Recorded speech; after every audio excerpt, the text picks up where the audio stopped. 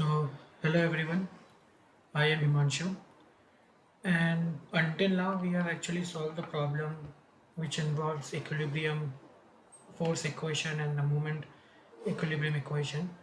We have solved few problems related to equilibriums, and then we employ the same concept uh, to find the forces in the trusses. So, until now we have used the method of joint to find the forces inside the trusses or in the membrane or in in the truss members. So we have still few problems left that we have to solve from the method of section. So in this tutorial I will solve few couple of more problems to find the force in the truss members using the method of section, and then we will move to the beams. And in beams, I have divided the problems on the basis of the concepts. So each problems will clarify the um, concept, and the problems are divided on the basis of that. So which means that each problem is unique and unique in terms of a concept, and therefore it will clear.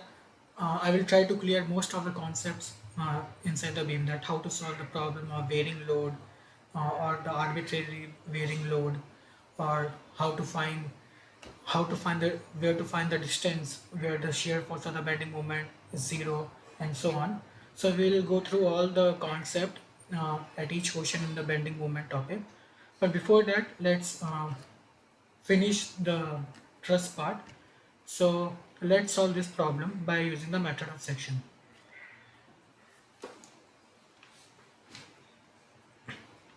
So here in this figure we need to find the force in the member HD, CD and GD. So in this problem we will be using the method of section to solve the problem. So until now we use the method of joints where the forces acting on the member are co-current in nature, and for this reason we need to use the force equilibrium equation to solve any problem. However, even though it is a bit easy method, however the mathematical analysis is pretty much involved, and here you can use most of the time you use the force equilibrium equation in this system. So the number of unknowns are constant. I mean, if the number of unknowns is more than 3 or 4 or 5 or so on, it is very difficult to use the method of joint to solve the problem, and it is very trivial in the complicated truss. For example, let's say here in this joint you can see the joint H, right?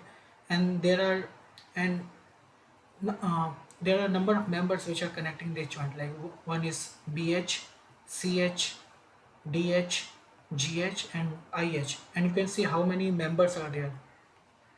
There are 5 members at joint H, and if you randomly decide the distribution of force in the free body diagram, you are just randomly distributing the directions here, and this is joint H, and you can see there is one another force 20 kilonewton, and now you can see that there are many unknowns. So these all forces are unknown, and you cannot use the method of joint to find the unknown forces because there are many unknowns, but at most you can use only 3 equations.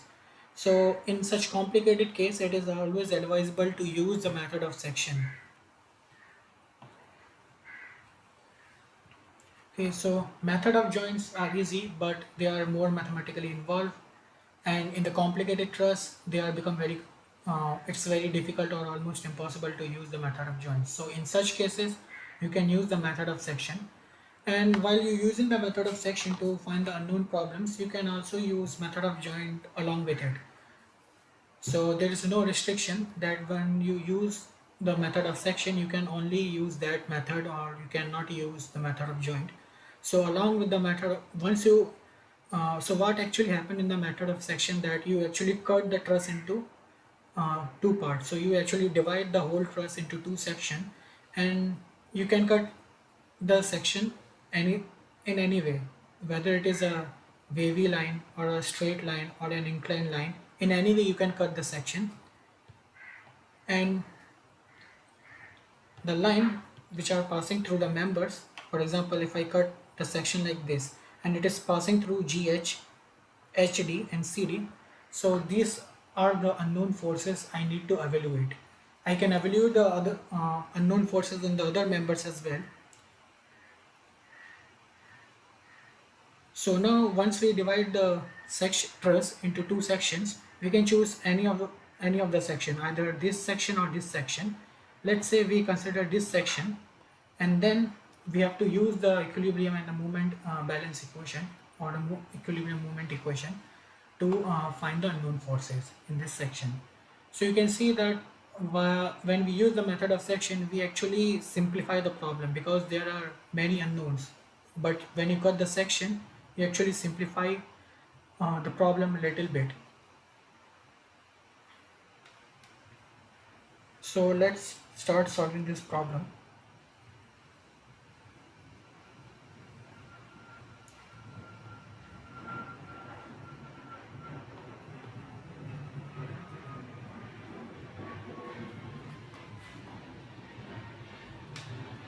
So if I cut the truss in this manner only, so first step that we discussed in the last previous classes, that we need to make the free body diagram here.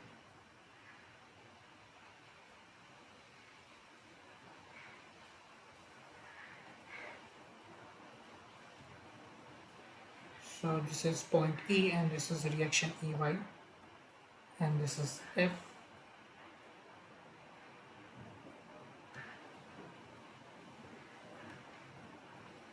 This is G, and there is a force acting here which is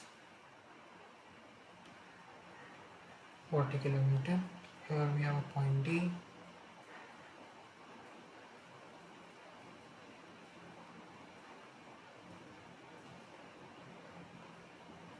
Here we have H, 20 kilonewton, and here we have C. And there is a cut here, and meanwhile there is one another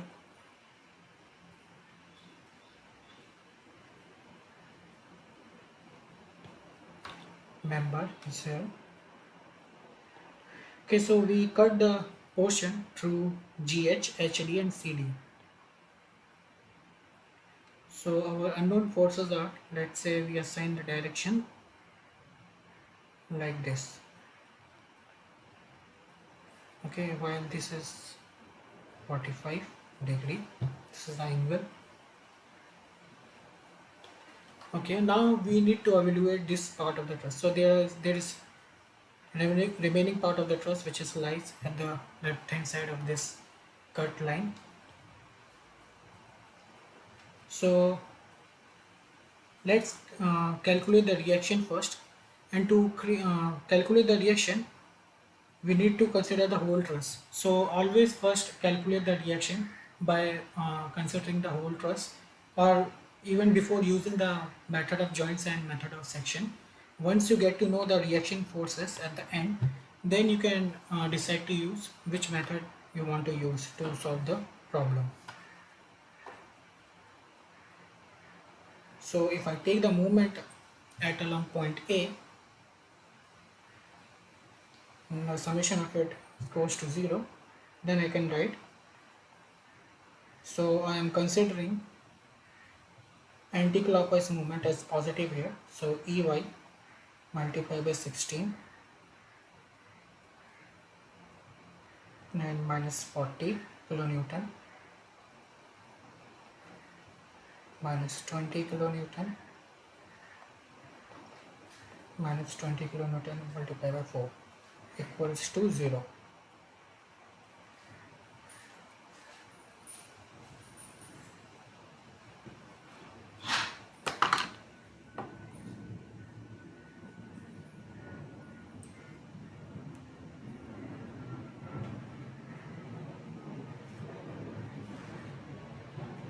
So when we solve this, we will have 16 EY equals 480 80, 160.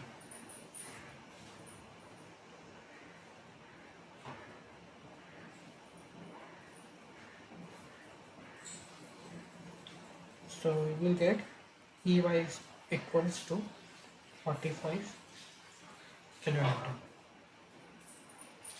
Right now we have already found this reaction Ey. Then we can proceed finding the unknown forces. So this blue color represents some randomly assigned forces in the members, in the respective members of the truss. So if I take the moment at around this point H,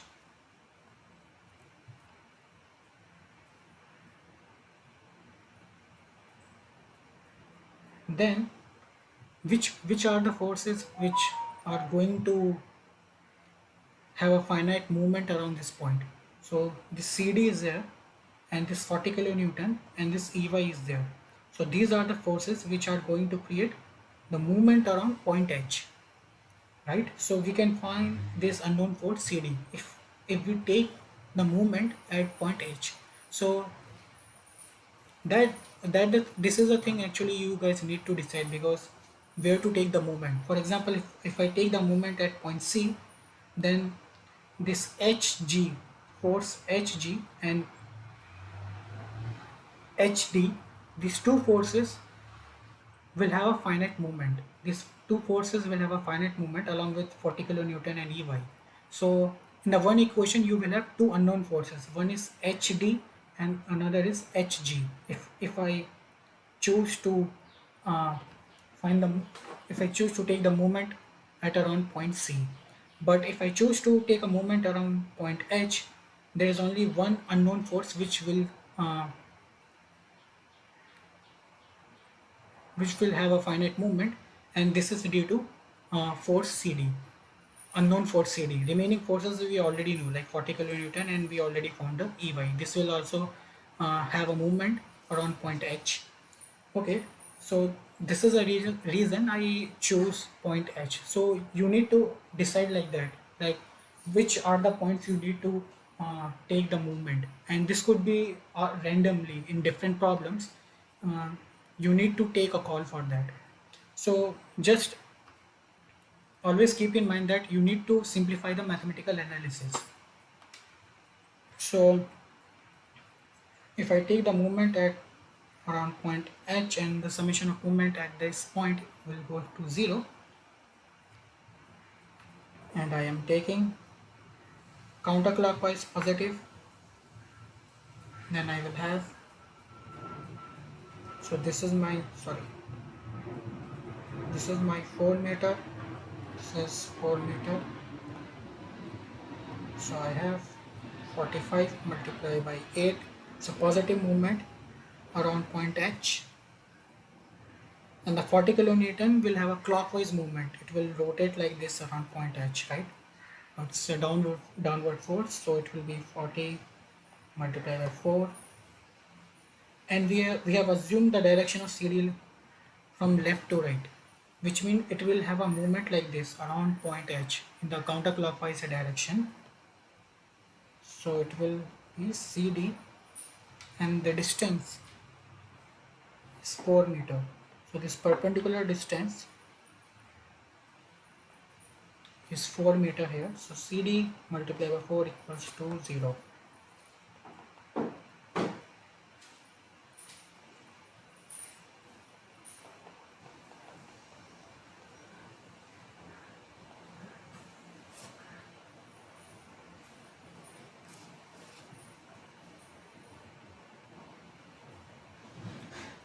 So I can write this as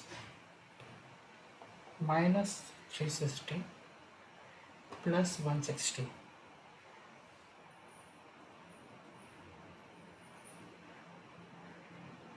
And I will get CD equals minus 50 kilonewton. So it's a minus, so we need to revert the sign, because we discussed about the sign convention, and we also discussed how to identify the member, whether the member is experiencing the compressive force or the tensile force.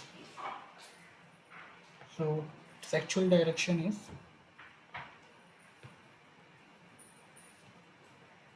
this. Okay, so the direction is towards the joint C, which means it's a compressive force. Now CD member is actually experiencing the compressive force.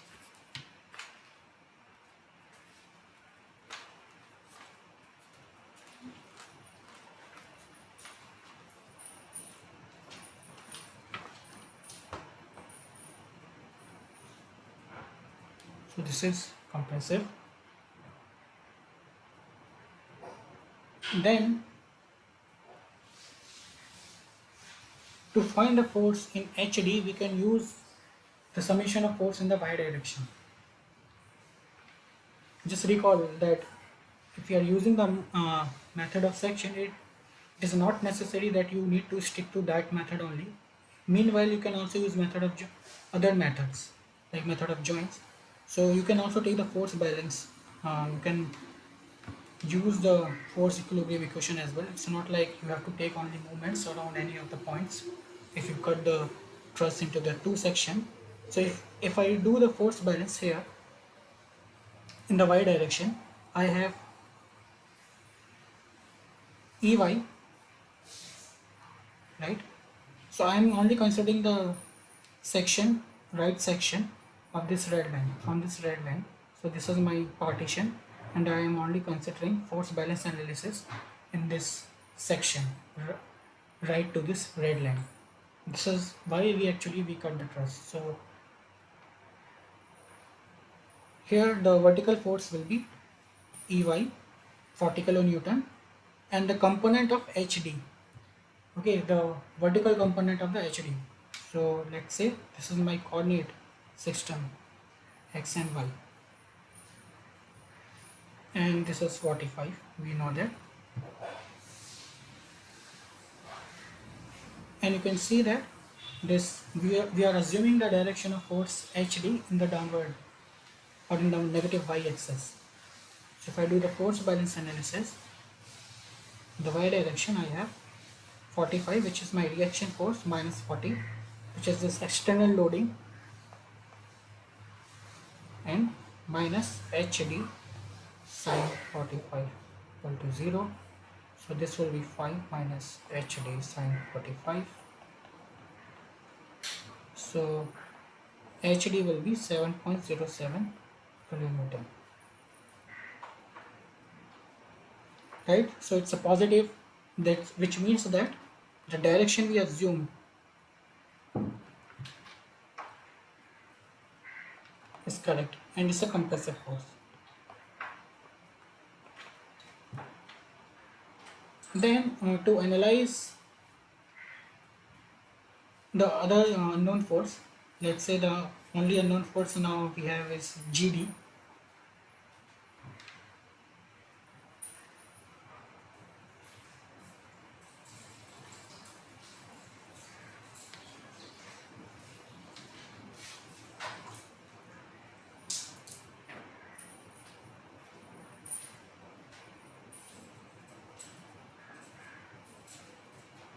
So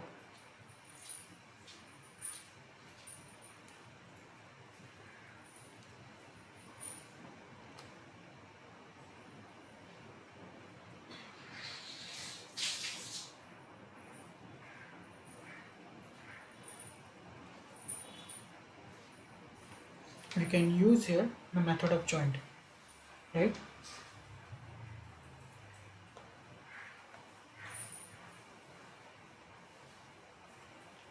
So if I use the method of joint here, what I am doing, and I am taking the summation of force in the vertical direction,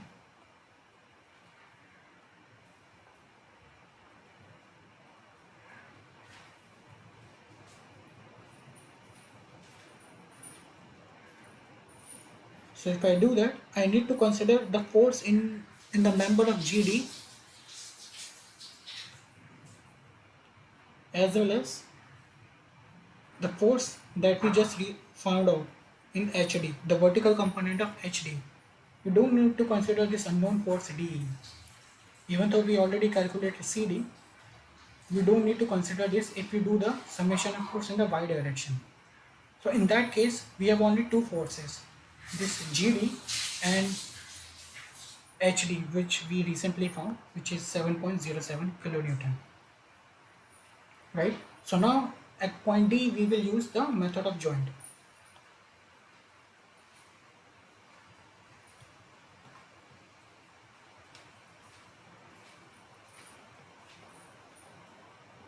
So first make a free body diagram. Let's say this is my D and this is the force DE, I am assuming from left to right, and this is CD. This is the force we need to find, GD, and this is HD, which is found. It's 45 degree from horizontal.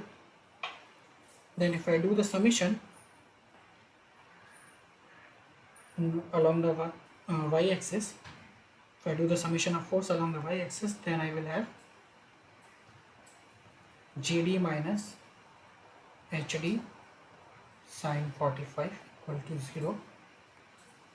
GD equals HD, which is 7.07 sine 45 equal to 0. Then on solving this, we will get GD equals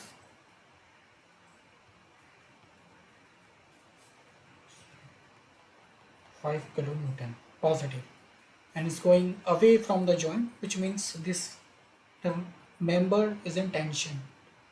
So this is a tensile force, 5 kilonewton tensile. So this is my GD. So as I said, you can use the method of joint along with the method of section to find the force. So just to recap, we have given the truss and we need to find the force in the member HD, CD and GD. So we use the method of section to find the unknown forces here. So first we cut the truss into two sections and we actually consider this right portion to evaluate the unknown forces. So when we are cutting the force, we actually cut through the three members and there will be the three unknown forces in those three members. Then we use the method of we use the moment at point H to calculate the unknown force in member CD.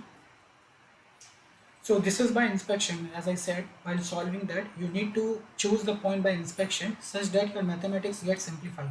So I choose H because only CD is the unknown force.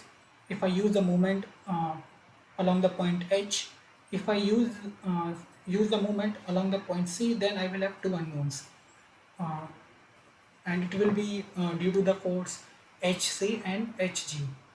So you need to actually consider the point to take the moment just by inspection. And just keep in mind, it is because we need to simplify the mathematics. If you can solve one unknown from the moment, then that point will be most optimum to choose. Then once we use the force equilibrium method, force equilibrium equation. So we consider the right hand side of this portion and we use the force balance analysis in the vertical direction to find the force in the HD member. Then we use the method of joint. So we consider joint D and we again do the force of balance analysis in the vertical direction to find the unknown force in the member JD. So here in this question we have used the multiple methods to find the force in the unknown members. So in all the problems you have to follow this method only, and there's few more problems that you can go through. So it's very simple problems compared to the problem we have solved. So here we need to find the force in the member BC, CG and GF. So these are the three members you need to calculate the force. So you can cut this member like this. Once you cut this member like this, you can assign the unknown force here in any direction. Then you can consider this section and solve for the unknown force. And you need to use the similar same method that we have used in the previous question. So first calculate the reaction forces, then decide which method you are going to use to solve the unknown forces. So for example, let's say if you are using method of section, then cut the truss into the three part such that you have to assign the force in the member from which there is an intersection through the member. Then once you cut it, once you assign the random direction, then you can use other moment of force equilibrium equations to calculate the unknown. So here let's say we consider point C to take the moment. Let's say we take the moment along point C. Then what are the forces?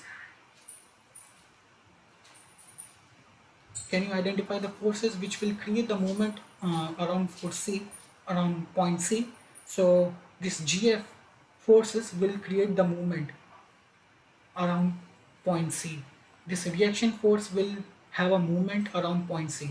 So, and this unknown force will, sorry, this external force will have a movement as well. So you can see that these three forces are, this three force will create a movement around point C, and out of this GF here, this is G and this is F. This is the unknown forces. So you have one unknown forces, and you can easily solve by using the moment equation, which we did in the last question. But if you consider point, let's say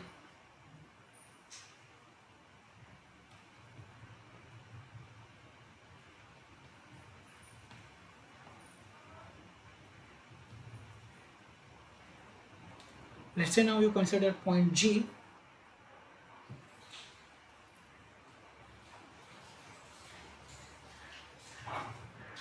then you can actually find this unknown force in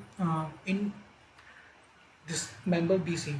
So the movement will be due to the reaction force and this member BC. So you will actually get the force in the member BC, and from earlier step you will get the force in this member GF. So the only unknown force remain in the member GC. So you can use the force balance analysis in the left hand side of the truss.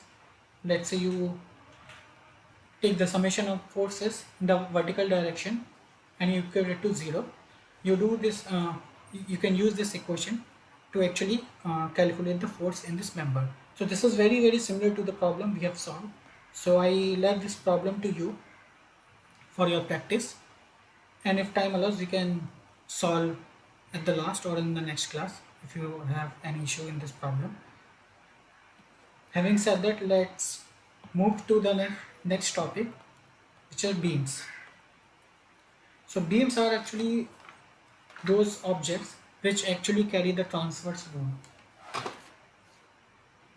So for example,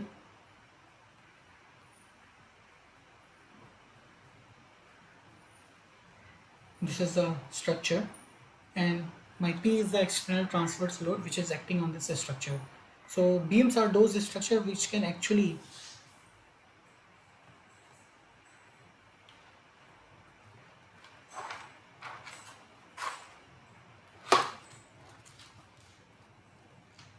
carry the transverse load, or it can support the transverse load.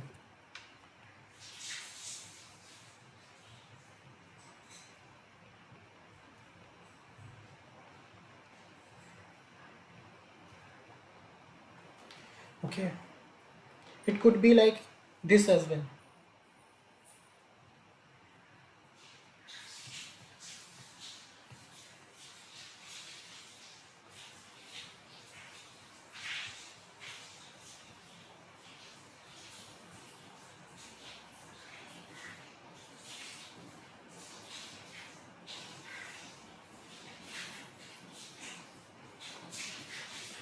It could be like this also, because this frame is also actually supporting the transverse load. So both are the example of the beam here. So we will now solve the problems in the beam. We will actually find out the unknown forces and the movements inside the beam. and we will make the shear force and the bending moment diagram. We will learn how to shear force and bending moment diagram inside the beam. So in the lecture, you must have identified that there are various kinds of beams like cantilever, simply supported, overhung, continuous beam, propped cantilever, and fixed beam. And there are various kinds of loading that these beams can experience. So the one example is it can have the point load, and as the name suggests, it will acting on a single point here, P. And usually it is given in the Newton. Then you can have a distributed load, and this load, instead of acting in a point, it is distributed over some certain length, and it is actually given usually in Newton per meter. And it could be like anything. The distribution can be a uniform like here, or it could be a varying distribution like this. So when we solve these kinds of problem, what we do, we actually convert this distribution to a point force. Okay, and this we will see while we are solving the problem. So let's start with a very simple one, with a very simple problem, that how to actually calculate the forces and the movements in a beam. So for now we will not bother about the shear force and bending movement diagrams. We will just learn how to calculate the unknown force and the movements. So let's consider one example.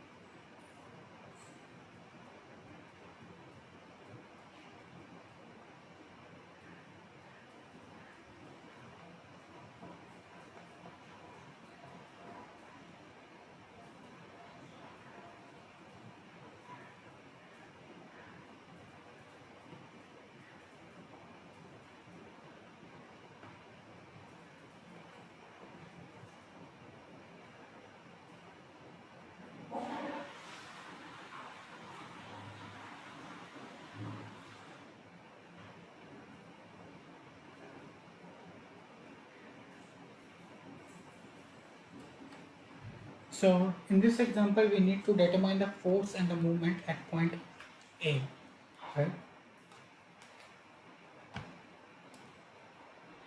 And there is only one external force, which is given as P, which is 8 kilonewton. It's a point load, and we have a simply supported beam of a length 4 meter. Okay, so first let's find the reaction forces. So let me make a free body diagram of this.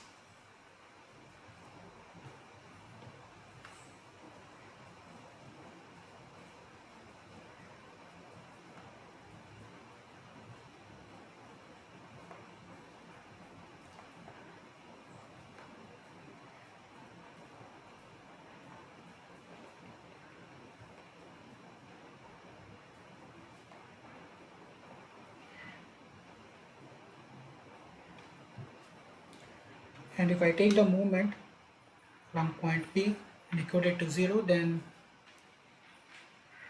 and the clockwise movement, let's say it's positive, then I will have Ry multiplied by 4, and this will have a anti-clockwise movement. This force 8 kilonewton, so it will be minus 8, multiply by 2. So this is 2 meter.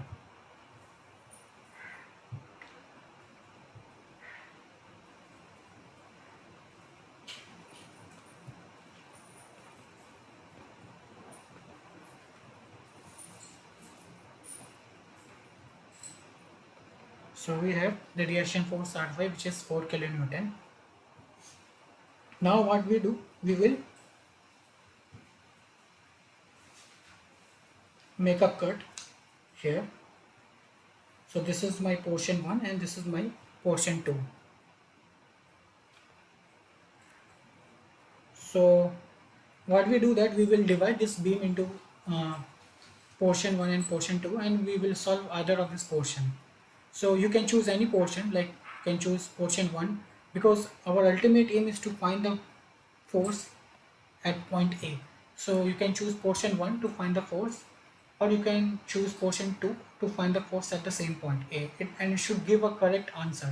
It should give a correct sign, correct magnitude with the correct sign. So you can actually solve any side. So let's consider I'm choosing the side 1. So this is portion 1 and this is my force Ry. Okay, so this is my portion 1. So here there will be a shear force which will acting, let's say, and this is my shear force, and this is my bending moment Ma, which is acting. So this is the free body diagram if I consider the part 1. If I consider part 2,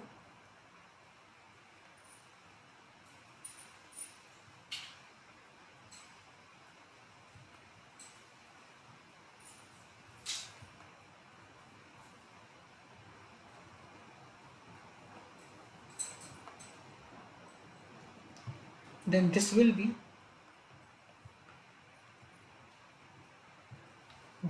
my free body diagram.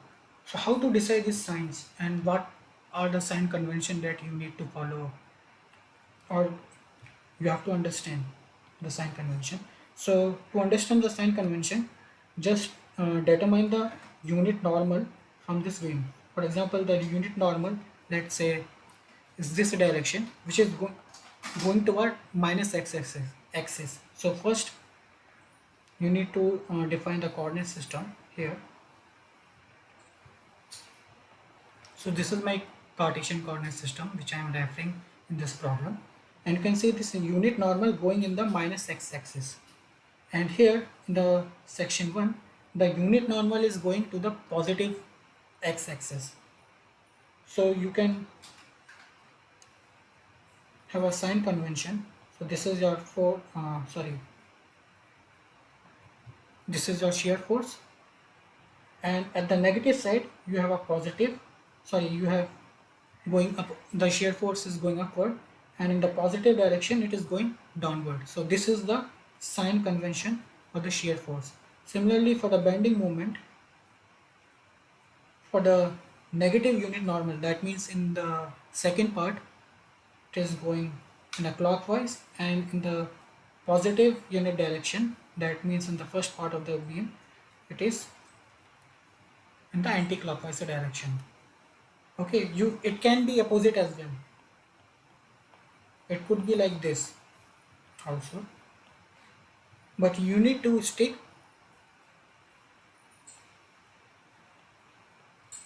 any of this sign convention. So you can have you can follow the any sign convention, but you need to stick to the principles. For example, when you cut the beam, you should be aware of how to and where to direct the direction of the shear force and the bending moment at that point when you classify the beam, and when you draw the free body diagram of each part of the beam. So you can solve any of this part, and you should be getting the same answer, same force at point A by solving the equation in any part.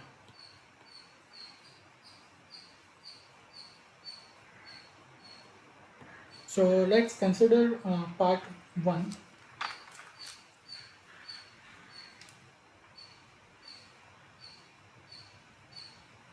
And here I am doing the force balance analysis in the y direction,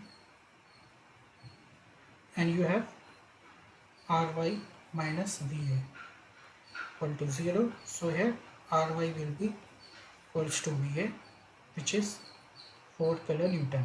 So Va is my 4 kilonewton, and it's a positive 4 kilonewton, which means this assumed direction is correct. I don't need to bother. And if I do the moment balance analysis, then we have moment A. The counterclockwise is positive,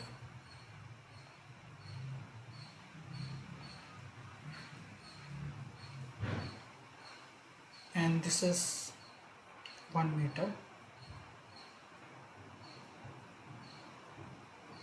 So my Ry multiply 1 equal to 0. So Ma will be Ry, which is 4 kilonewton meter. So you can see that my movement at point A is 4 kilonewton meter, and my no problem. And my force at point A is 4 kilonewton as well. And if I consider section 2, I should get the same answer.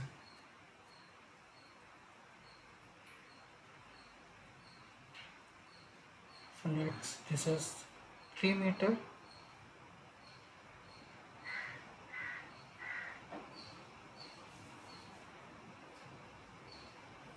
and this is 1 meter.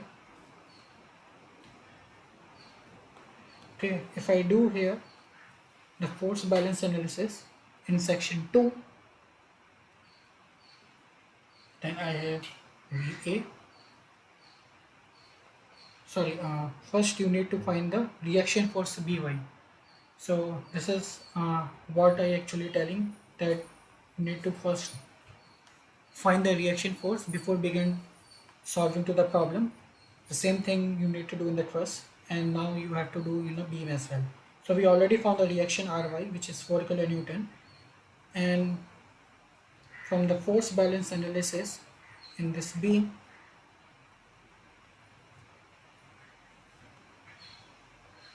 By can be given as Ry plus 8. So By is 8 minus 4, which is 4 kilonewton. So my By is also 4 kilonewton. So it's Va 4 minus 8 equals 0. So Va minus 4 equal to 0. So Va equal 4 Newton. So you can see here I got Va, which is 4 Newton. Sorry, it's given in the kilonewton. Okay, which is 4 kilonewton. So we got the same answer here. And if I do the moment balance analysis, point A, and if I consider as before that the counterclockwise is positive, then I have minus Ma plus By, which is 4 kilonewton,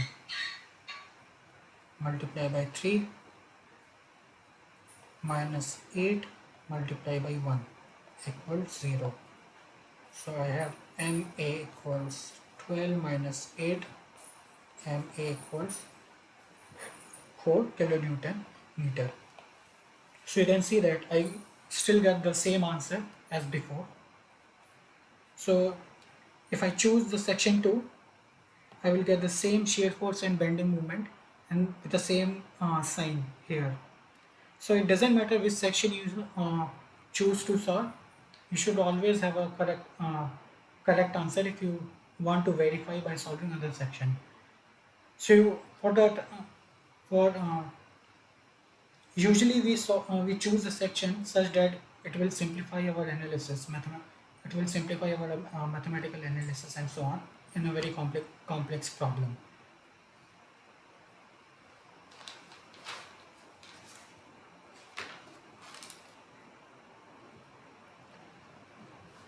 Okay, so let's solve the first problem here.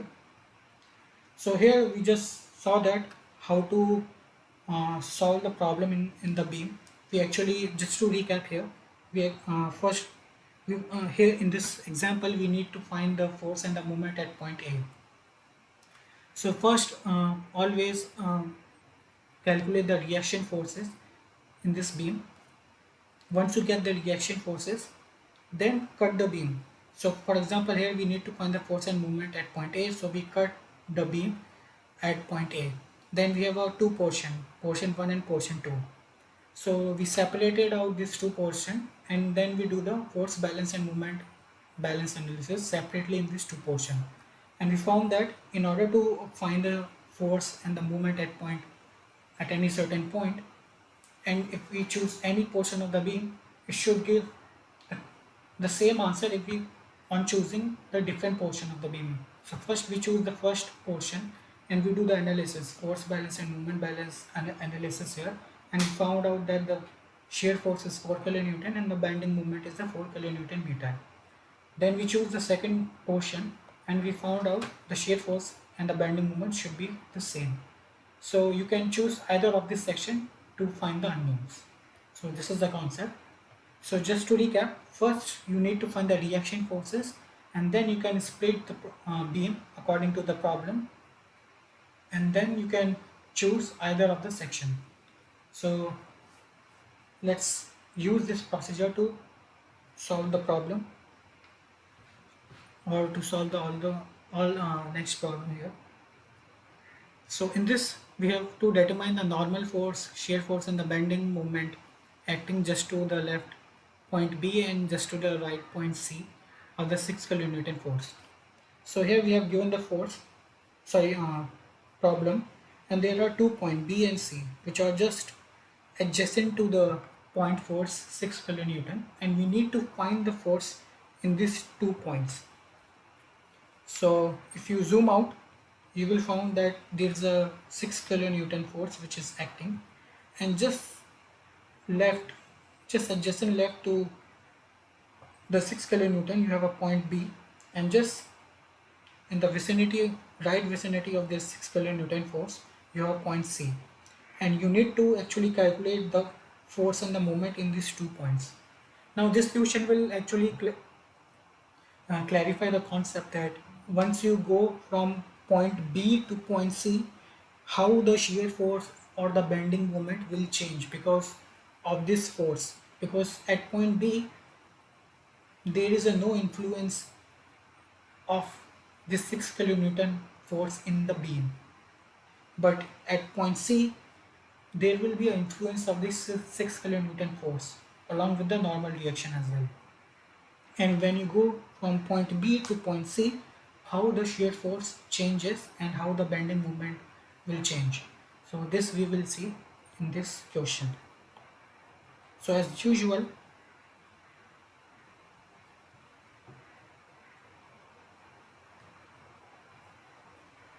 we will first take the reaction. We will first calculate the reaction forces.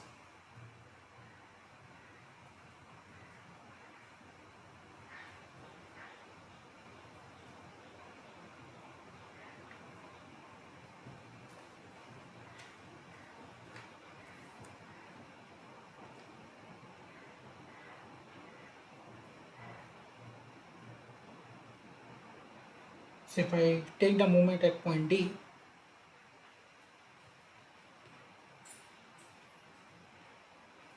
and equate it to 0, I am equating the summation of moment equal to 0 here. And let's assign the sign to the moment. So I am here considering counterclockwise as positive.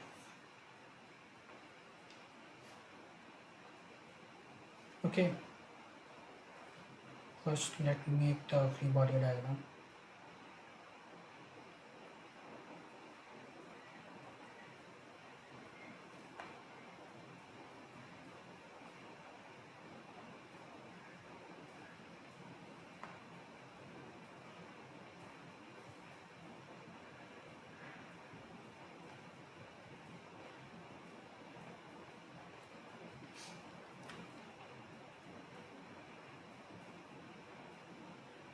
So here you have a movement, this external movement which is acting on point D, so it will be 9. Then this 6 kilonewton force is actually creating a movement along point D in the counterclockwise direction.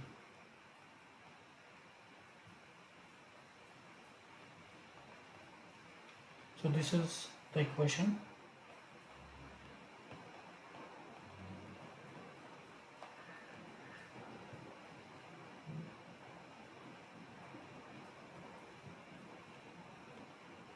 So I will get Ay as 5 kilonewton, and you can calculate the other reaction dy easily. So it will be Ay plus dy equals 6. So basically I did the force balance analysis in the y direction. So this is my x and this is my y coordinate system. So if my Ay is 5, my dy will be 1 kilonewton. Okay, so we need to find the force at the point B and C. So let's cut this beam along point B first and assign this part as 1 and this part as 2. And we know that it is simply to analyze the part 1 because we have only one reaction force here. So we don't need to bother about the movement here and the reaction force at the B if I choose part 1. So let me make a free body diagram first.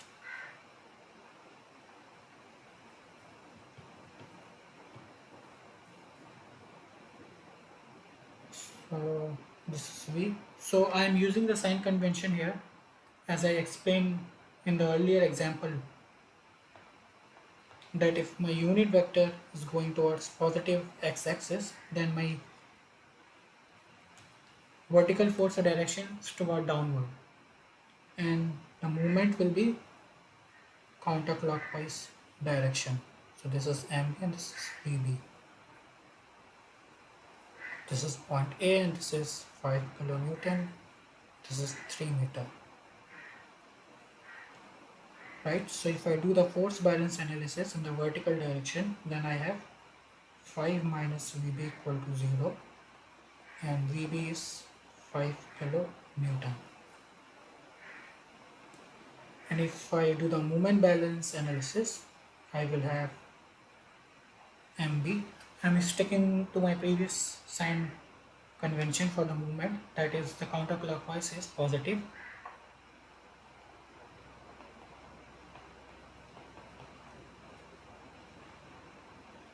So my movement at point P is 15 kilonewton meter. So these are my forces and movement at point B. Okay, now I will split the beam through point C here, and I still consider part 1. This is my part 1 and this is my part 2, and I'm again considering part 1 here. You can, and as I said before, you can choose any of the part, you will get the same answer, and that we already verified in the previous problem. We choose part 1 first, we got the shear force and bending moment, and then we choose part 2, analyze, and we got the same bending moment and the shear force with the same sign. So now I split the beam through point C, and my free body diagram is this, 5 kilonewton A, and now we are actually considering the external forces. It is 6 kilonewton external force because the C is just right vicinity to it.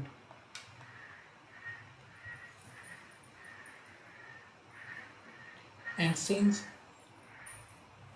the unit normal is in the positive x-axis, I am actually following the same sign convention for the shear force and bending moment. Here the shear force VC is toward downwards and the bending moment is counterclockwise MC. 3 meter, right? So now if I do the force balance analysis,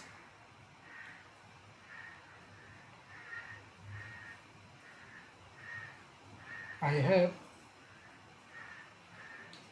5 kilonewton minus 6 minus Vc equal to 0.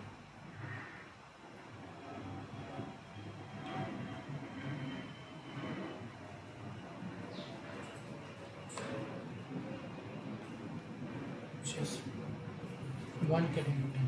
So I got the shear force at point C minus 1 kilonewton, which means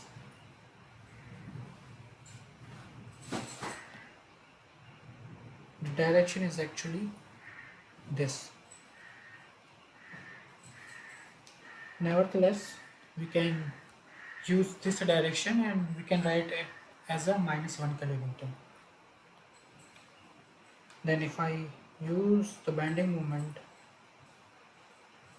equilibrium equation at point C, I will have such that the counterclockwise is positive, and I have mc minus 5 multiplied by 3, and that's it, equal to 0. So this force will not create any movement because it's on the point. So it is 15 kilonewton, right? So you can see now that in the earlier case, when you consider the point just at the left vicinity of this external force 6 kilonewton, which is B, the shear force was positive 5 kilonewton and the bending moment was 15 kilonewton meter. But when you consider just right vicinity of point from this external force 6 kilonewton, which is point C, the shear force changes from 5 kilonewton to minus 1 kilonewton, but the bending moment remains same, which means if you have a external point load which is acting on a B, then here you will have a shear force, let's say V, then at just right vicinity to the point, to the force P, the bending moment will get changed. It will be something else, let's say V1, but the bending moment in both these points will remain same. So there will be no influence in the bending moment, but there will be a change in the shear force from V to V1. So this is what we actually found, and you can choose the section 2 in both of these cases when you are evaluating point B and point C to see that you will get the same answer. So let's choose section 2 now.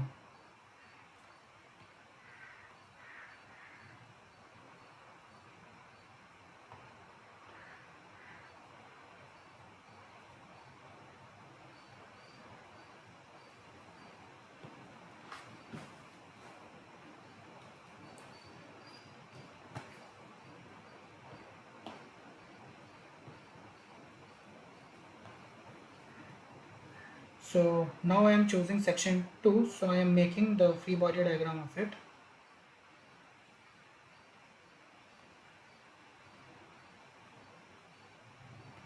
So this is point B and I need to consider this force now. So earlier when I choose section 1 and I choose this part of the beam AB, I don't need to consider the 6 kilonewton force because it was outside of the section. But now when I am choosing the part DB, I need to consider this 6 kilonewton force here because it's inside of it. Sorry.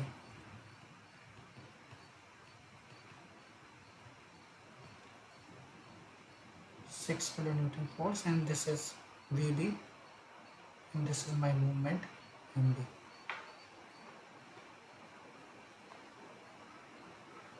And this is a reaction force such as 1 kilonewton.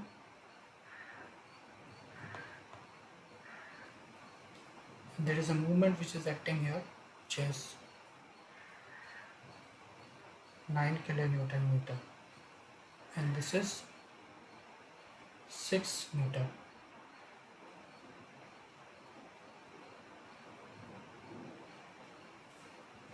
And if I do the force balance analysis now, I will have VB plus 1 minus 6 equals 0. So VB equal 5 kilonewton. So the same answer we got now when we choose the second part of the beam. And if I do the moment balance analysis at point B, so such that my counterclockwise is positive, so it's minus MB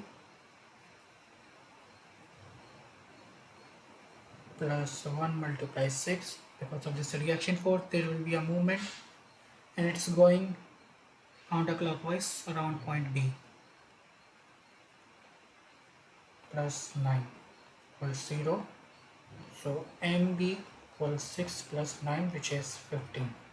So you can see that our movement at point B is 15 kilonewton meter. Just same as when we consider section 1. So when we consider section 1, we got the same movement 15 kilonewton meter and the same shear force 5 kilonewton. And through the inspection you can see that if you consider point C, which is right here, you omit this part, you omit this force because you just select C, and now the 6 kilonewton force is outside of the domain. And from the inspection you can see that if you do the force balance, only the force you have in the system are VB and 1 kilonewton force. So your VB minus 1 equal to 0 and VB will be 1 kilonewton. Sorry, it's plus actually. So VB is minus 1 kilonewton, and this is what we exactly got when we consider solving portion 1 of this beam. So when we solved for portion 1, we found the shear force at point C was minus 1 kilonewton, and this is what exactly we found if we solve portion 2. And similarly the moment you will get is the same, MB equals 15 kilonewton.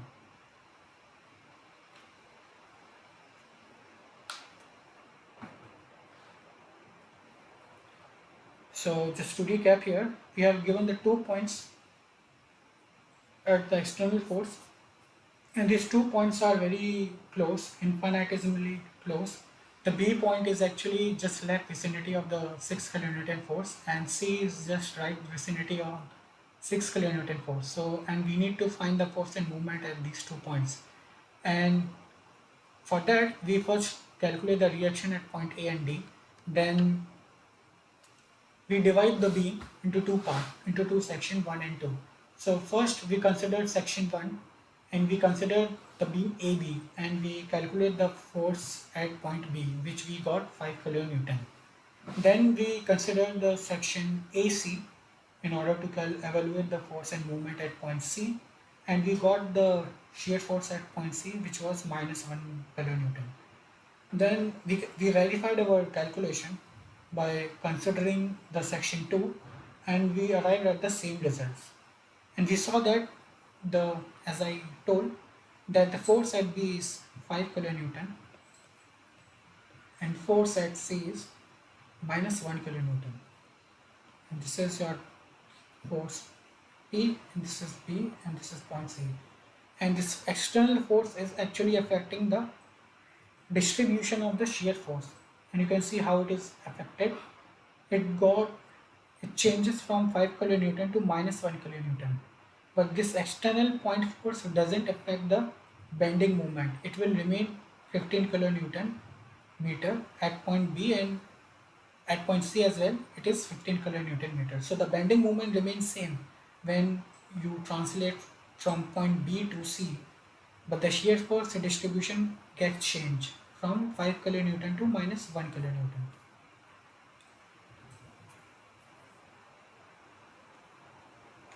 So next, let's move to the next question.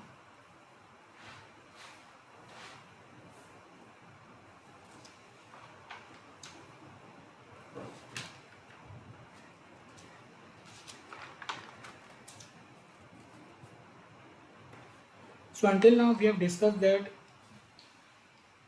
to evaluate the force and the moment inside the beam at any certain point, first you need to find the reaction forces Then divide the beam into two segments, and you can choose either of these segments and do the force balance analysis, moment balance analysis in either of the segment to calculate the force and moment at a certain point.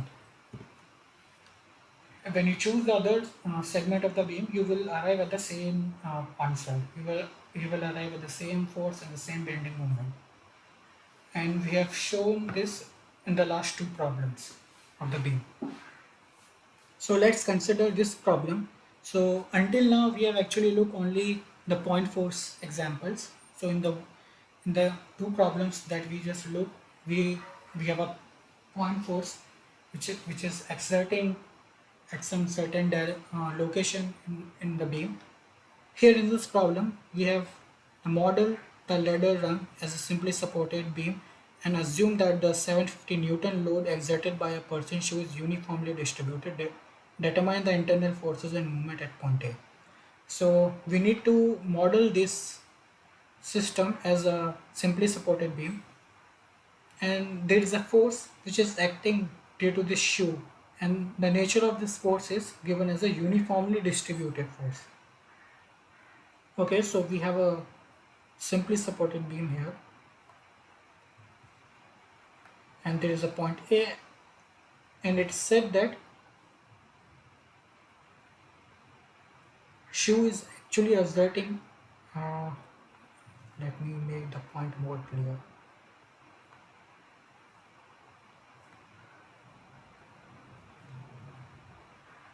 This is my point A, and it is given in the question that shoe is exerting uniformly distributed load. Okay, this is the uniformly distributed load, and that these two sides, let's say A and B. Sorry, A is already here. Let's say this is B and this is C. And we have given the force exerted by the shoe, which is 750 Newton. So just check the unit, it's given in a Newton, which means this is not 750. The value of this uniformly distributed force is not 750 because it's given in Newton, whereas if you want to define the uniformly distributed load, it is given in terms of a Newton per meter. So what is this 750 Newton? So when you convert this uniformly distributed load to a equivalent point load, this equivalent point load is actually 750 Newton. Okay, and this uniformly distributed load, which is W, and W always given in terms of Newton per meter, right? And you have given the distance where the uniformly distributed load is acting, so you can easily calculate it. You can easily calculate the W, which is 750 by 0.1 meter. So it will be 7,500 Newton per meter. So the magnitude or the value of this uniformly distributed load is actually 7,500 Newton per meter. So don't just blindly assign the value just by reading the question. First analyze the units as well. Okay.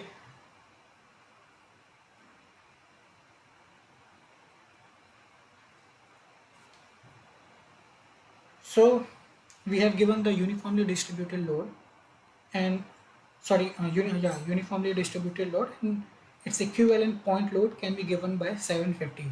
So there is a actually technique how to convert the distributed load to a equivalent point load. So you can actually consider this as a section, and you can actually find the area of this section in order to convert into a point equivalent load. So here in this question we already given the point equivalent load magnitude, which is 750, but I will still tell the technique because it will be useful in the next examples or in the next problem. So consider this section and try to find the area of this section. Okay, so this part we already know, which is 0.1, meter, and this part is actually the magnitude, this W. So W, which is 7,500 Newton per meter, and the area will be 7,500 multiplied by zero point 0.1. It's just a rectangle, so we are just calculating the area of a rectangle, so which will be 750 Newton. So this is the equivalent point load which we already given in the question, but it is not necessary that it will give in every question. So this is how you get the equivalent point load, which is 750. So you can replace this distributed load to a equivalent point load, which is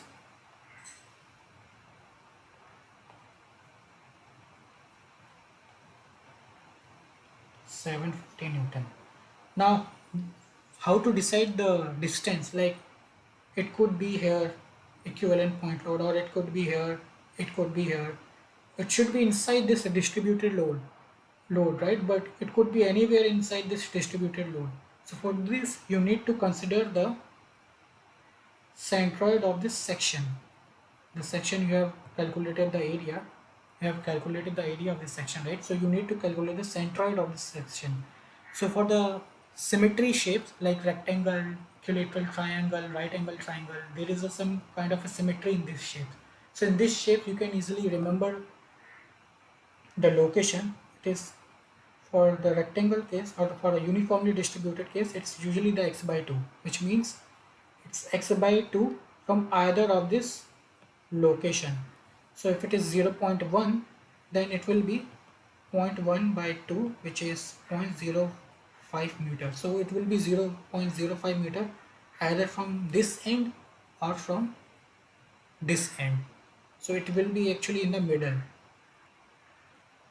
It will always in the middle. So this distance will be 0.05, and this distance also should be this 0.05 meter.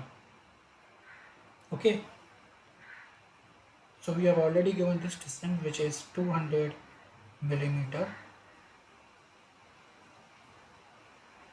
This is 100 millimeter. The overall distance is 375 millimeter.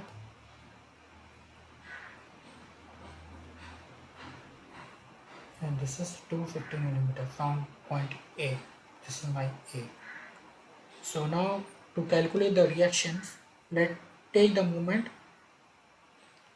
at C and consider clockwise as the positive. So we have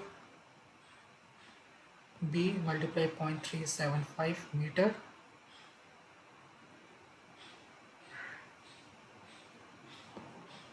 minus 750 multiply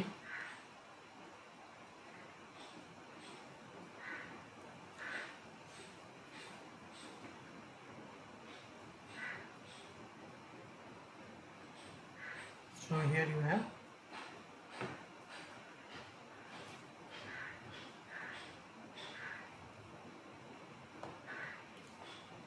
0.125 equals 0.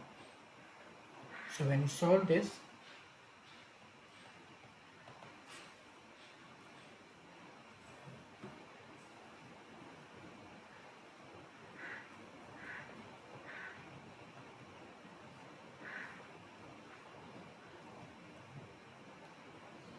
you will get B, which is 250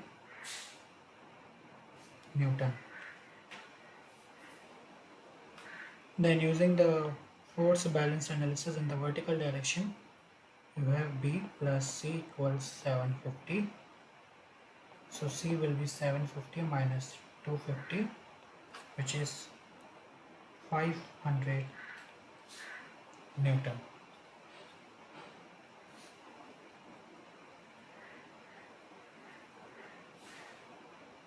So you found out the reaction. B is 250 and C is 500 Newton. Then we need to analyze the force and moment at point A. So we will cut the beam at point A here. Let's say this is my part 1 and this is my part 2. And let's consider part 1 here.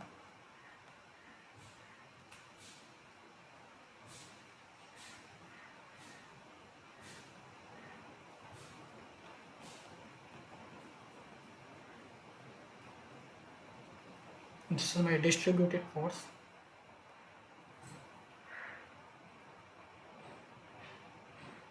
This is 0.2 meter. This is point A, which is 0.25 meter,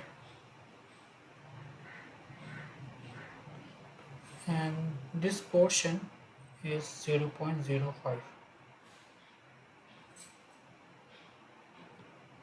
Okay, so basically what I did, I am considering this portion of the beam. So when I consider this portion of the beam, I have to consider half of this uniform distributed load, this half part. Okay, so this is the half part of that uniformly distributed load. And then this is my shear force direction VA, and this is my bending moment at point A, and I'm using the convention, this convention for shear force and this convention for bending moment. Okay, this is my unit vector out. So if this is my Cartesian, my unit vector is in the positive direction, which is given in this sign convention, and the clock, where I have anti-clockwise movement when the unit direction is in the positive direction, which is showing here in this sign convention. Okay, so now we have a free body diagram of part 1 of the beam, and now I have to replace this distributed load to its equivalent point distributed load. So earlier what we did the same thing actually, but we actually consider this whole part of this distributed load, which I am here showing in the green color, and our equivalent point load was coming 750 Newton, and we also find the distance where it is actually acting. But now in this in the current scenario where we consider section 1, we only consider this part of this uniformly distributed load. So now we need to replace this part of this uniformly distributed load to its equivalent force. We are not considering the whole distributed load, so the equivalent force is not 750, right? Because even though this is the same, we still have a W which is 7500. This will get changed because we consider half of the distributed load. So instead of 0.1, we need to take 0.05. So if I take the area of this, it will be 7500 multiplied by 0.05. So my equivalent force, point force,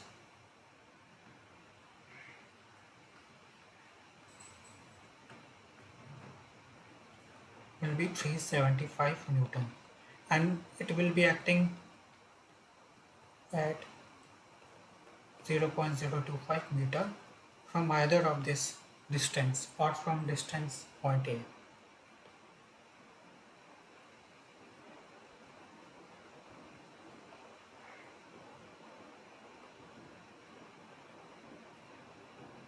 So this is my equivalent point load,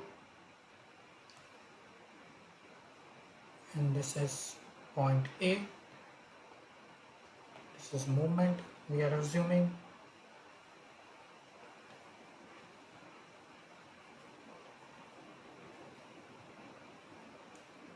So till here we had 0.2 meter, but this is 0.025, and this is also 0.025.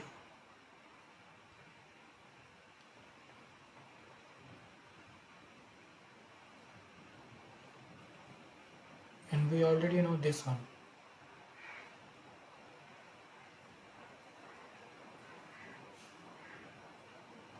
So now we can do the force balance analysis in the vertical direction, and we found that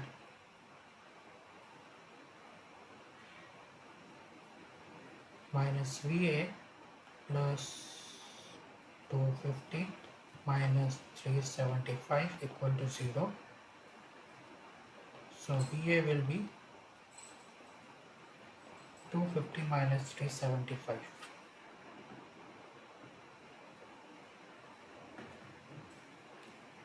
So my VA will be minus 125 kilonewton. And if I do the moment balance analysis at point A, I will have such that the counterclockwise positive, then I have MA plus 375 multiplied by 0.025 minus 215 multiplied by 0.25 equal to 0.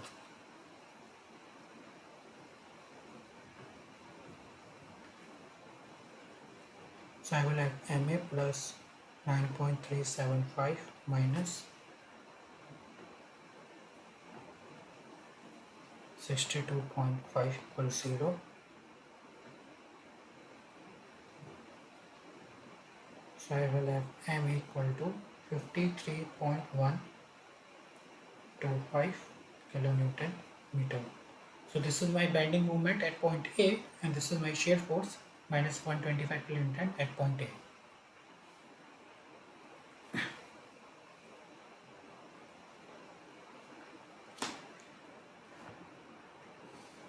So just a second.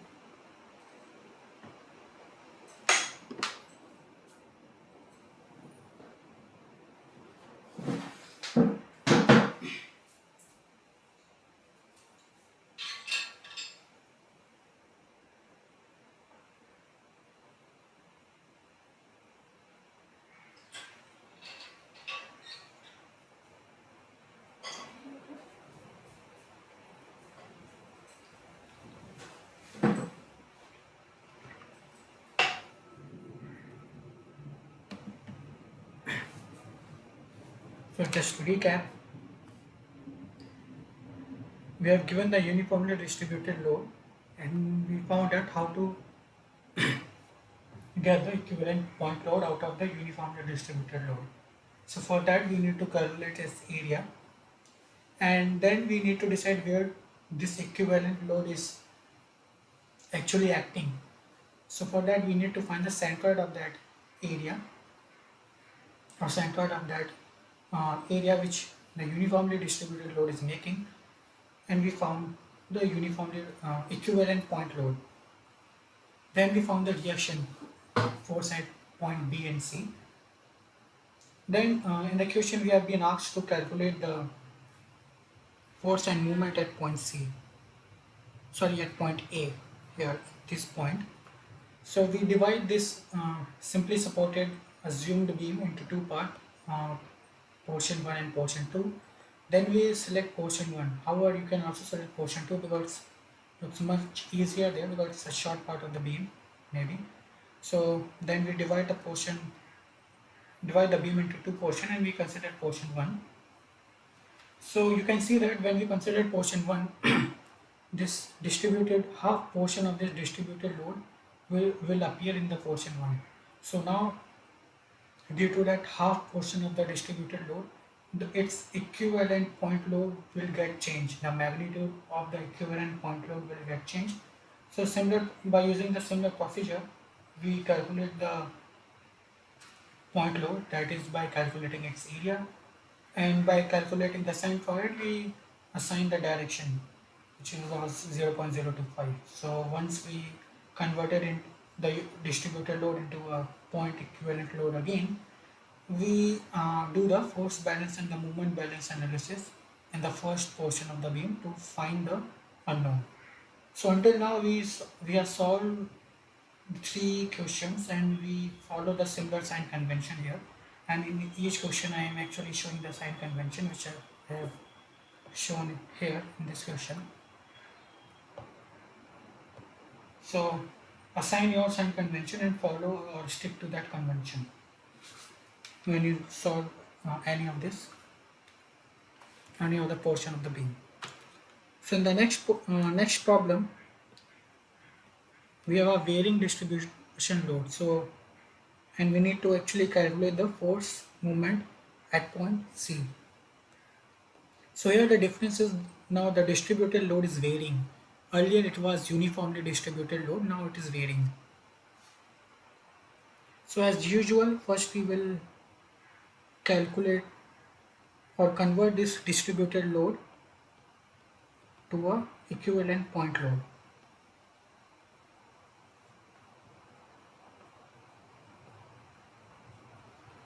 In the previous question we had the uniformly distributed load. It was, and we found that we discussed that in order to calculate the uniformly distributed load to a equivalent point load, we need to calculate the area. So here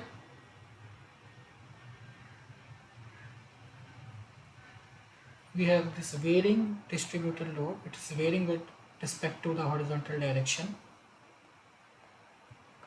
and this part is 4 kilonewton per meter. So in order to calculate the area, you need to calculate the area of this triangle,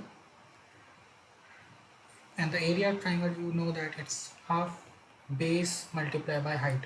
So this is our base, which is 6 meter, and your height is 4 kilonewton per meter. So your area will be 6 multiplied by 4, which is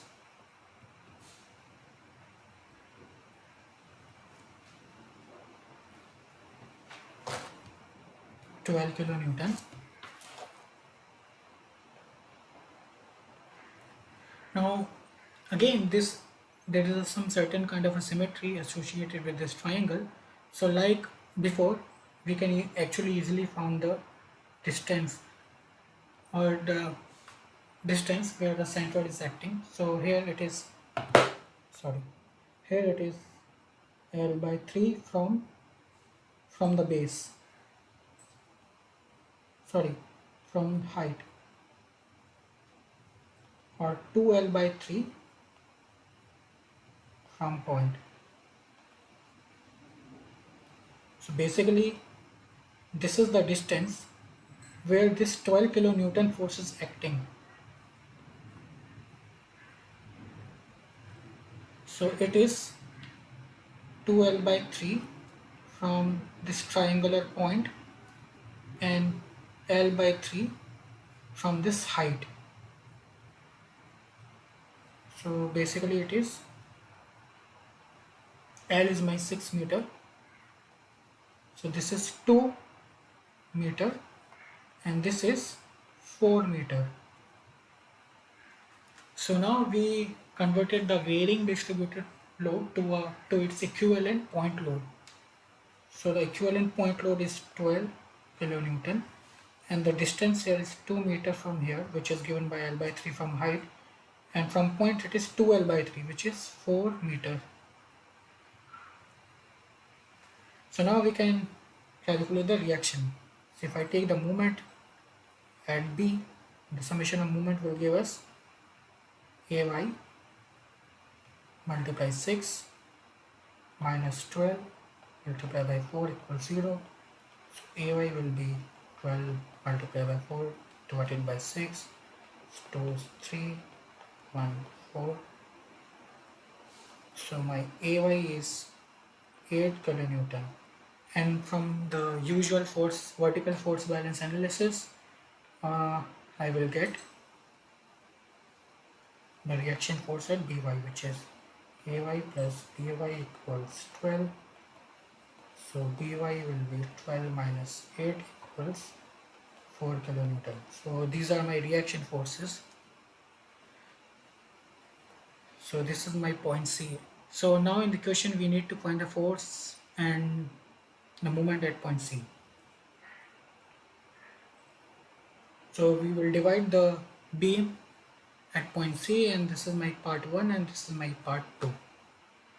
But here there is one little problem. Like unlike in the previous problem, when we had this uniformly distributed load, when we divide into half, you can see the magnitude of W, which is given in Newton per meter, remains same. That's why it is called uniformly distributed, because it's uniform as you move in the x direction.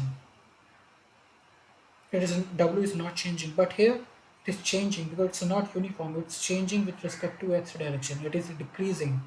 So first it is 4 kilonewton here, but it is decreasing from 4 kilonewton to 0 here. So here it is 0 kilonewton per meter.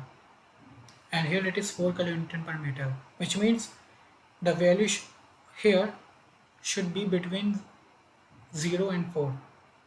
So that we need to find. Luckily this, you can see this change is linear. Okay, it's not changing like this. Okay, it's not changing like this.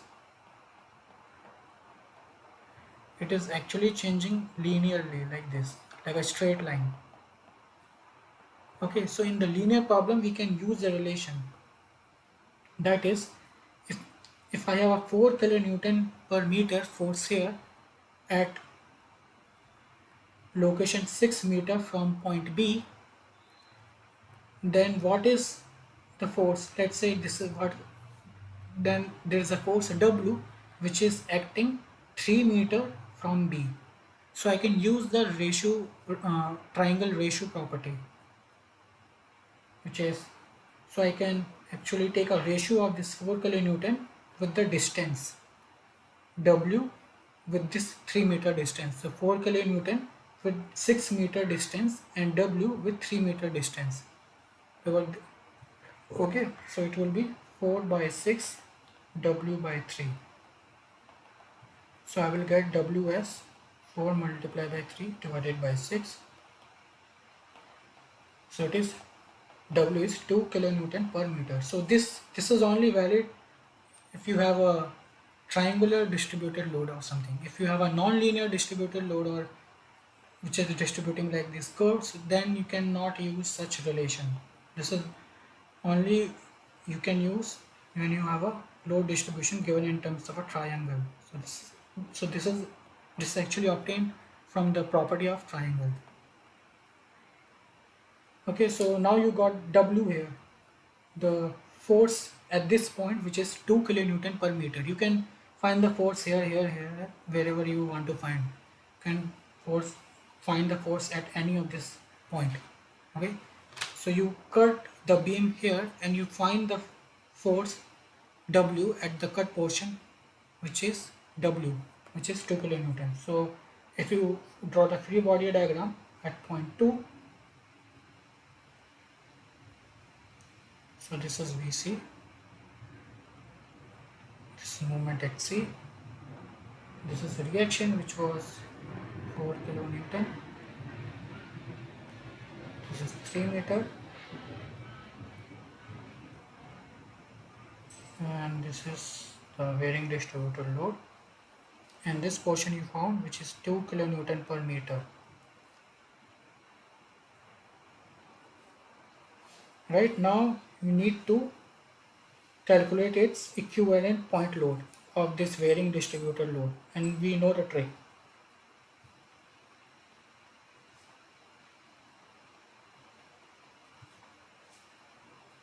That we need to find the area of this triangle, and the equivalent point load will be different from this 12 kilonewton, which was the equivalent point load for this whole triangular distributed load. But now since we cut the section and that also our distributed load gets modified, we will have the area of triangle. So the equivalent distributed load now is 3 kilonewton, and it is acting at this point, and we also discussed that it should be L by 3 from the heighted portion and 2L by 3 from the apex. Okay, which means this is, and L here is 3 meter overall length. So this is 2 meter and this is 1 meter and this is 3 meter. So then do the force balance analysis, and you have VC plus 4 minus 3 equals 0. So VC equals minus 1 kilonewton. And if you do the moment balance analysis at point C,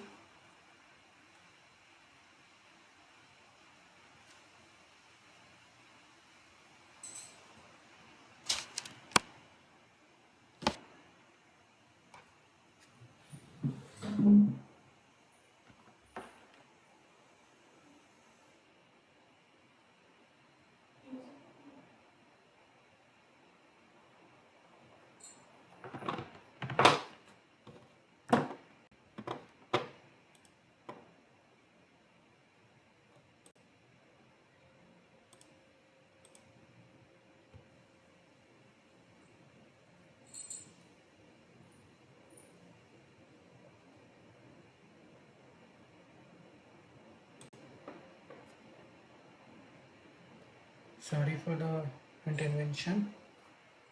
So now if you do the moment balance analysis at point C, considering the clockwise positive, so you have MC minus 3 multiplied by 1. Sorry, it will be a positive movement as well, plus, and it is minus 4 multiplied by 3 equal to 0. So it's MC plus 3 minus 12 equals 0. So MC will be 9 kilonewton meter. So this is a movement 9 kilonewton meter at point C, and the shear force is minus 1 kilonewton. Okay, so this problem was very similar to the previous one,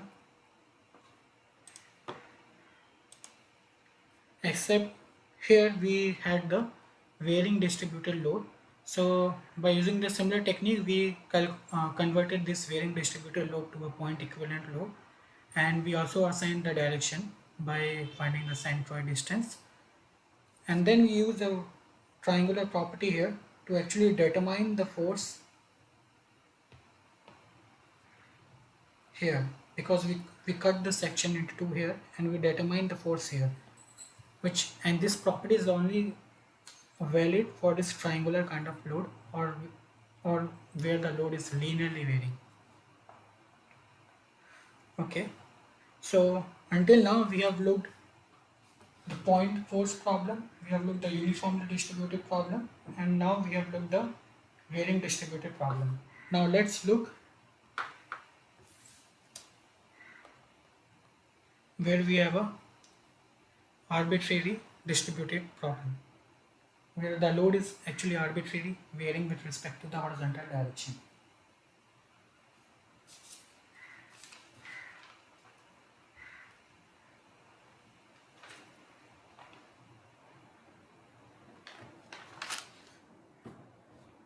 So here we need to find the support reaction at the support point A, and it's a cantilever beam. So basically what we need to do that in the last two problem, we got uniformly distributed load and the varying distributed load, and we convert it into a point equivalent load. So this is exactly what we need to do, because here is only one loading is there. Okay, this is a distributed load which is varying x to the power 3. So it will be, we have to find its point equivalent load, which will, let's say, act here, P.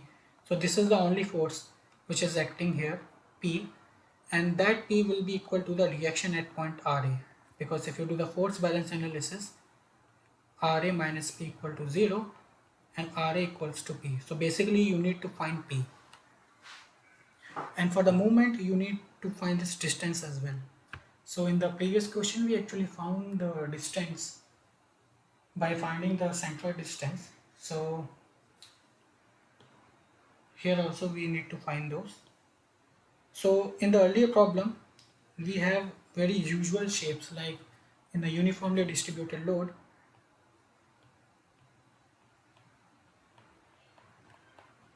and this is W and this is X, so we can assume it as a rectangle, and we need to calculate the area of this rectangle, which is Wx. So this is my point equivalent load of this uniformly distributed load. Similarly, if I have a triangle here, this is W and this is 0, this is X, then its equivalent point load will be given as the area of this triangle. And similarly we need to do here. So in the earlier problem we already know the expression of this area, we already know how to calculate the area of rectangle, we know how to calculate the area of triangle, but this is very arbitrarily distributed load, right? And for that we will be using area under the curves expression. So we have given the load W equals W naught kx cube, and we don't know anything about k, but we can actually find k. So we know that at this point W is 1000 Newton per meter, and at this point W is 2024 Newton per meter. So at x equals 0, my W is 1000. So if I put here in the above equation, W is 1000 equals to W naught plus K multiplies 0. So I will get W naught 1000 Newton per meter. And at x equals 8 meter, my W is 2024 Newton per meter, which means that if I again put in this equation, I will have W, which is 2024, equals to W naught, which we just found 1000, plus K, and X is 8 meter, which is 8 cube. So if you calculate, you will get K as 2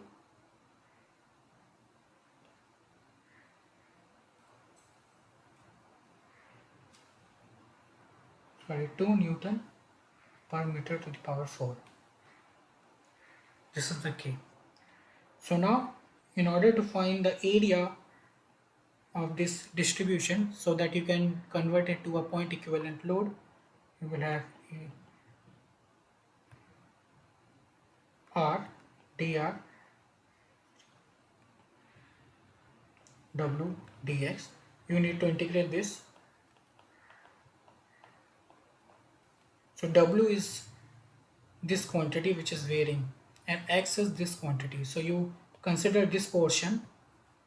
So this is your dx, and you are actually calculating the area of this infinitesimal element, which is a W dx, integral of W dx. So it will give you R W dx, and you have to take you are considering the area from this point to point B, which is 0 to 8. So it will be 0 to 8, and W is given as W naught plus Kx cube.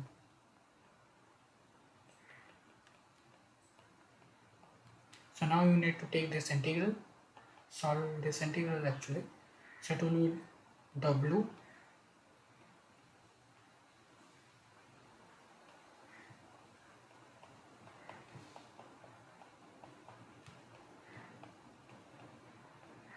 you already know what W is, 1000x plus 2x4 by 4 from 0 to 8.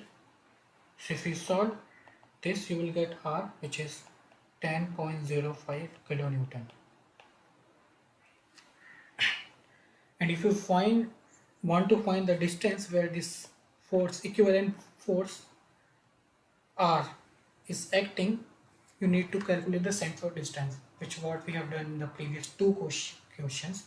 So in the previous two questions, we saw that in the uniformly distributed load, which is given in terms of a rectangular force distribution, the center is L by 2, and for the triangular case, it's L by 3 from the height, and from the apex, it's 2L by 3.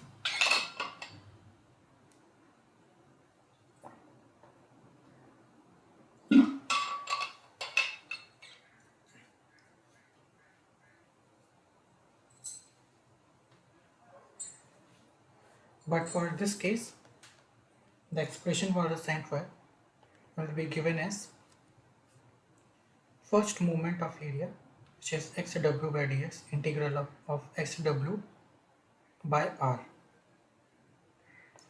So 1 by r xw dx, it's from 0 to 8.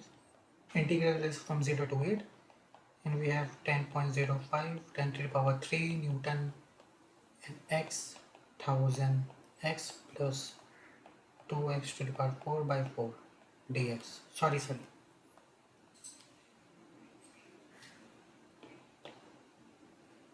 So here you have x 1000 plus 2x cube dx from 0 to 8. And if you solve this, you will get x bar, which is 4.49 meter. So the point force R is acting at 4.49 meter from the left. Okay, so now you can make the free body diagram with an equivalent load. So this is cantilever, and here you have AY, and let's say this is movement MA, and here you have a point equivalent load of 10.05 kilonewton, which is acting at 4.49 meter from left. So your AY equals to 10.05 kilonewton when you do the force balance analysis, because only two vertical forces are there.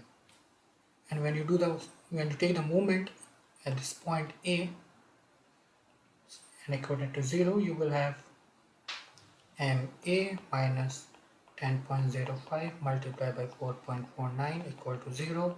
So MA will be 41.5 kilonewton meter.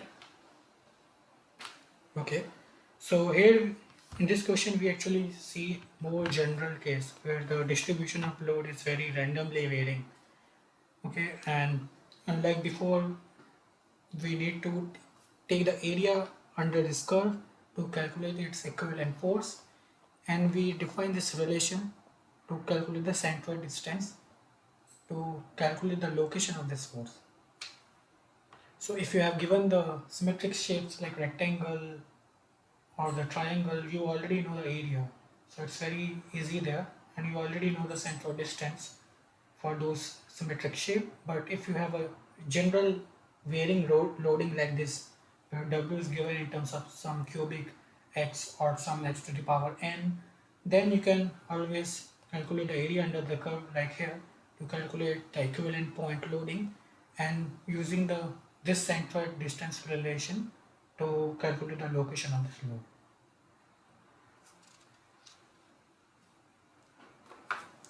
So now let's move to the next question.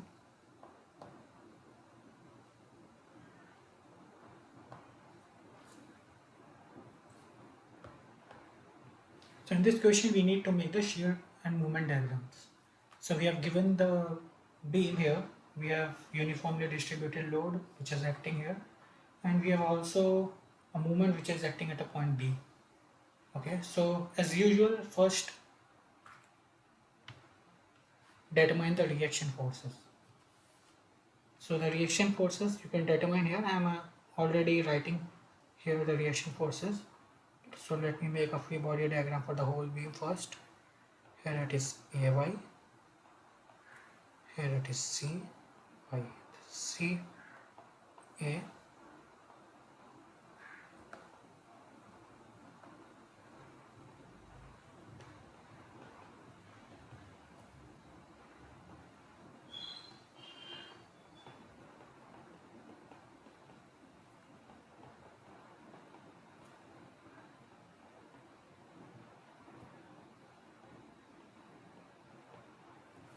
So you need to consider reaction force AY and CY. When you calculate, I'm not repeating again here. So if you calculate it, you will get AY as 2.5 kilonewton and CY as 7.5 kilonewton. Right? Then you need to make the shear force and bending moment diagram. You actually need to calculate the shear force at every point to see how the shear force is varying. So in the first question of the beam, we saw that there was a point left and right adjacent to the external force loading, and we saw how the shear force varying when it encounters the uh, point external load, but there was no change in the bending moment due to that point external load. So in order to show the variation of the shear force and bending moment, we need to calculate the shear force at every point. For example, let's say the uniformly distributed load varies from point A to point B. So we will calculate at force at and bending moment at point A, then we will calculate at point B. There is a bending moment which is acting, external bending moment at point B, so we will consider this point B. Then we will calculate at point C. So we can, in the diagram, then we can actually make how the shear force and bending moment diagram is changing from point A to point B and to point C, like that. So let me make a shear force diagram and bending moment diagram under the beam. So always try to make this diagram under the beam. So let's say first let me make the free body diagram.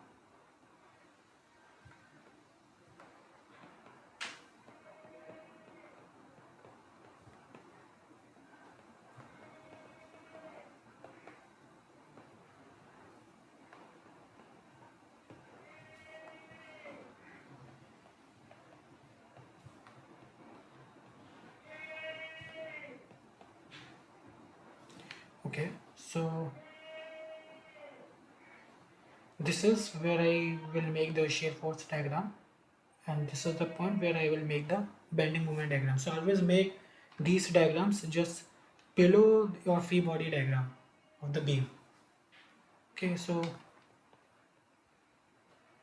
this is my point B, this is my point A.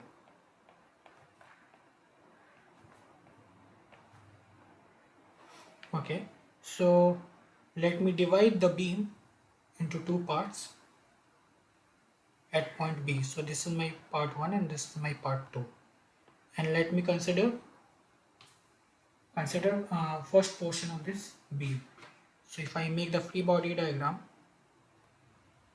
of the first portion, so it will contain the whole uniformly distributed load. Okay, so this is B, this is A, and I'm following the same sign convention as I did in the previous question. So the unit direction is in the positive x-axis. This is x, this is y. So I have a shear force at B in a downward direction, and the movement in the anti-clockwise. Let's say this is shear force V, and this is distance x. Okay, so let's say I'm cutting in middle of this distributed load. So I'm not actually considering AB portion of the beam, I am considering a little shorter of AB. So this is 2 kilonewton per meter. So its equivalent point load will be 2x Newton. And it is acting, this is my equivalent point load, and it will act x by 2 from here and x by 2 from here. Okay, because it's a rectangle system, and we know how to find the centroid for this symmetric shape, which is x by 2. Right? The reason that I cut in middle of this distributed load is because I have to assign the unknown direction x here, and once I define the shear force and bending moment in terms of x, I can slide this portion throughout x. I can put this portion at x equal to 0, I can put this portion at x equal to 5. So basically I can slide this from x equal to 0 to x equal to 5, and as I am sliding, my bending moment and shear force will be changing because these are given in terms of x, right? So basically, let's say I get the bending shear force as 2x. So at x equal to 0, v will be 0. At x equals to 5, the v will be 10. So v is changing from 0 to 10. And you can also find the shear force between 0 and 5. Let's say if x is 2, my v is 4. So basically you define x as 1, 0, 1, 2, 3, 4, and v is 2x. So v will be 0, 2, 4, 6, and so on. So as you are sliding the x from 0 to 5, you are actually getting v, and similarly you will get the bending moment as well, because it is also given in terms of x. And this is the reason I actually cut in between this uniformly distributed load. So if I do the force balance analysis in the vertical direction, I will have here, I have 2.5 kilonewtons. 2x minus v equals 0. So v will be 2.5 minus 2x. So this is my expression of v. So at x equals 0, my v is 2.5 kilonewton. So at x equals 0, which is here, my v is here 2.5. And at x equals 5, my v is 2.5 minus 2 5 is 10, so it will be minus 7.5 kilonewton. So this is 5 meter, so here it is minus 7.5, which is, let's say, this. And how it is varying from 2.5 to 7.5, how it should vary, that you can actually get if you keep substituting x equals 1, you will get v. You will at x equal to, you can use this relation to find its v. So you can keep doing this, or you can see this relation here. It's linearly varying in x, right? Which means it's a straight line like this.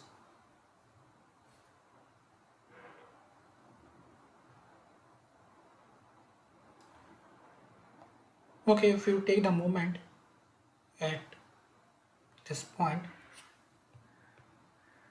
the moment will be given as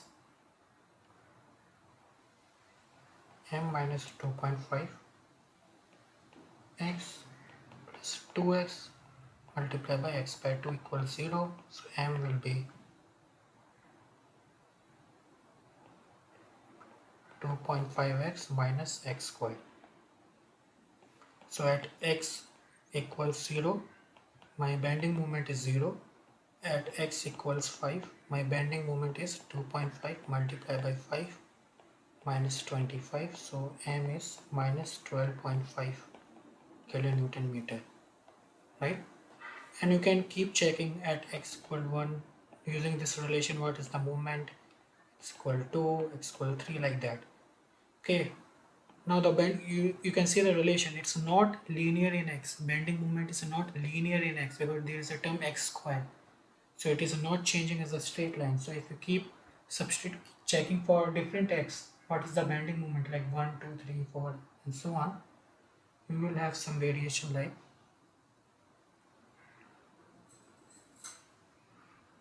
like this. So at x equals 0, bending moment is 0, and at x equals 5, it's minus 12.5, which is this, minus 12.5 kilonewton meter. Okay, now you're considering splitting the beam here, and consider this part as 1 and this part as 2. Okay, so we can actually add the influence of this movement into our system. So my free body diagram will be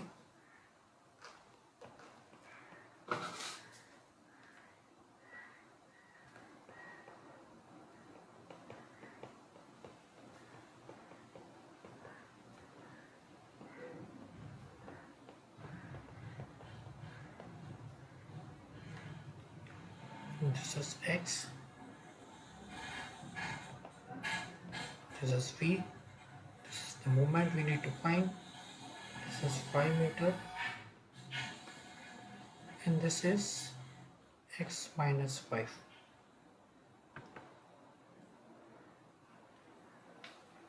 So when we replace this distributed load to a point distributed load, it will be x, it will be a distance x minus 2.5 from the right hand side, and this is 2.5, this is 2.5, and you know how we obtain this. And the equivalent load is 2 multiplied by 5, which is 10 kilonewton. So if you do the force balance exercise in the vertical direction,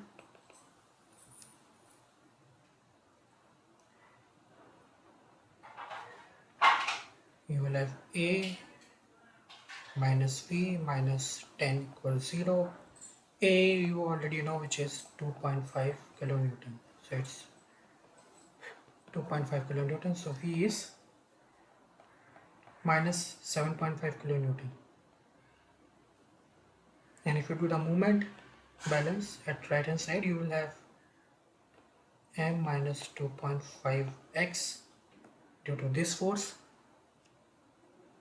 and due to this equivalent load 10 kilonewton which is acting here at distance x minus 2.5,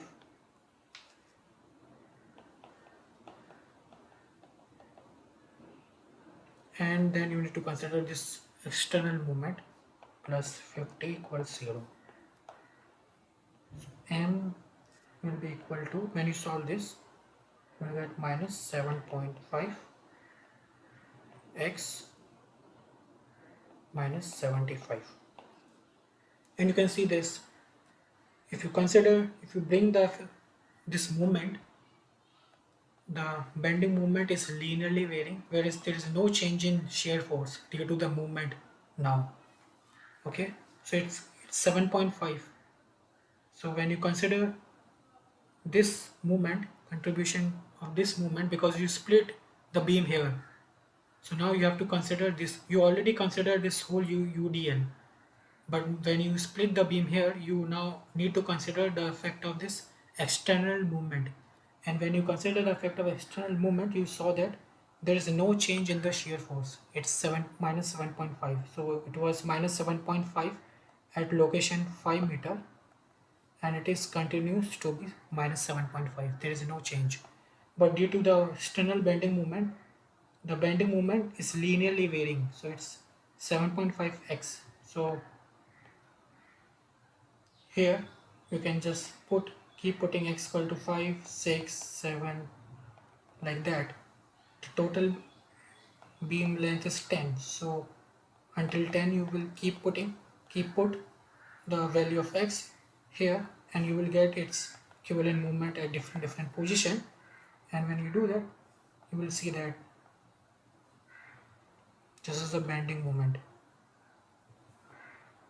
It's linearly varying, and you can see here. So here the bending moment was 12.5. At x equals 5, the bending moment is 12.5. But when you consider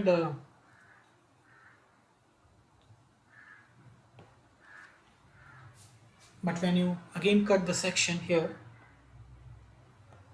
and you find the moment, which is 7.5x minus 75. So here at x equals 5, the moment is now 37.5 kilonewton meter.